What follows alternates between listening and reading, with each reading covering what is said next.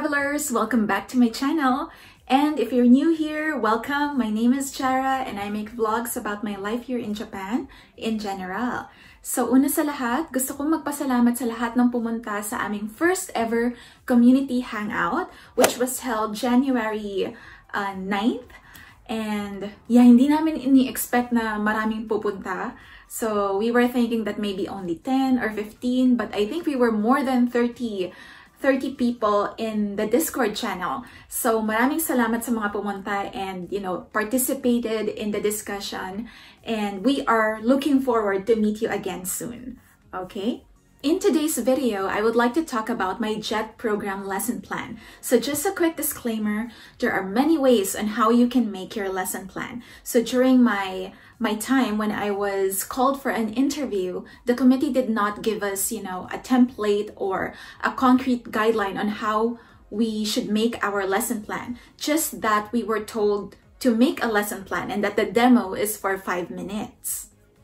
So I also don't know if you'll have the same instruction for the second stage of screening, but this is just me wanting to share some tips and ideas on how you can make your lesson plan, especially for those who don't have any experience in making one.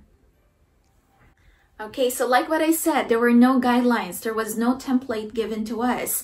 So we were just told that you should make a lesson plan and the demo is only 5 minutes. So I went ahead and I researched about the classes here in Japan, and I found out that the classes were usually 40 to 50 minutes. So what I did was that I made a full lesson plan for a 50-minute class.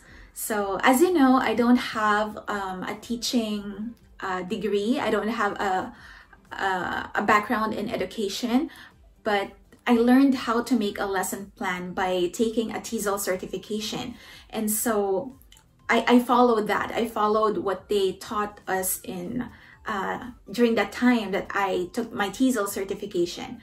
I divided my lesson plan into 3 parts. So that is your pre-task, main task, and post-task. So I also tried to include the 4 macro skills, because when I took my TESOL certification, they would tell you to try to include the 4 macro skills. So what are those? That's your grammar, reading, writing, and speaking. But I just want to say that in reality, when you really get to teach here in Japan, it's really hard to incorporate all the 4 macro skills in one class. So I think, usually it's only 1 or 2 macro skills that we use because, it still depends on the level of your students. Okay. And by the way, I also created a scenario in my lesson plan so that I could, I could establish the level and, the number of students that I want to teach in that lesson plan. Okay. Okay, now that I'm done with my lesson plan, I just took some parts that I want to use for my demo. So again, it is only 5 minutes. You really want to be smart in choosing the activities that you will include in your lesson plan. So it should show your presentation skills and your language skill. So maybe this is my first tip for you in this video. So manage your time well. Okay, so don't go over the 5 minutes. A few seconds is okay, but don't get carried away with teaching the panel, and show them that you are able to manage your teaching time. Next, we were told that we can use PowerPoint and or any other materials. So my next tip for you would be, do not be afraid to use both modern and traditional teaching materials in your demo. So alam ko naman na super creative ng mga teachers sa Pilipinas, and you will not have any difficulty showing your flexibility and creativity inside the classroom. So in my case, I decided to use a PowerPoint to show my presentation skills, and I also used some prop in one of my activities.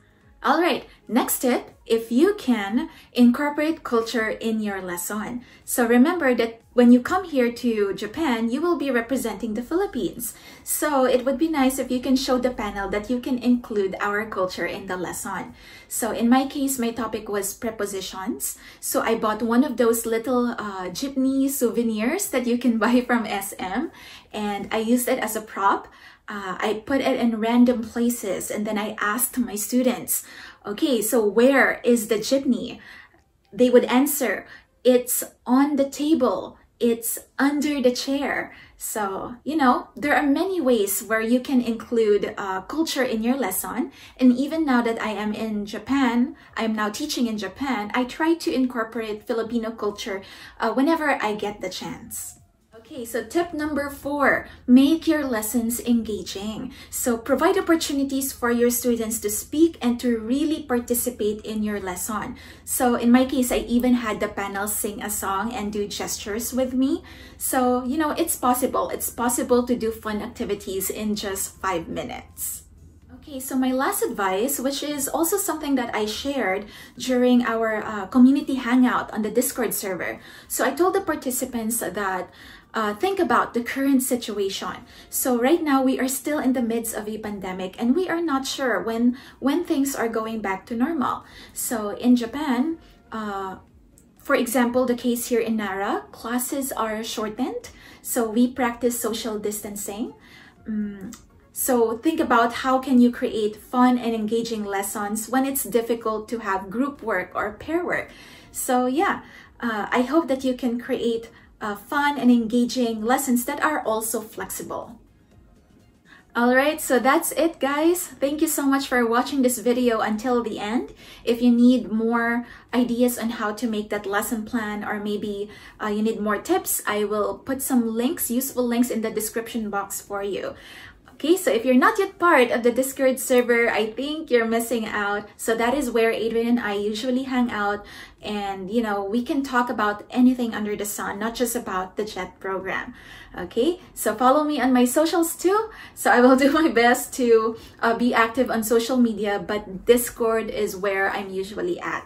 Okay, so thank you so much guys for watching. God bless on your JET program journey. We wish you all the best. Stay safe and healthy. See you next time. Bye.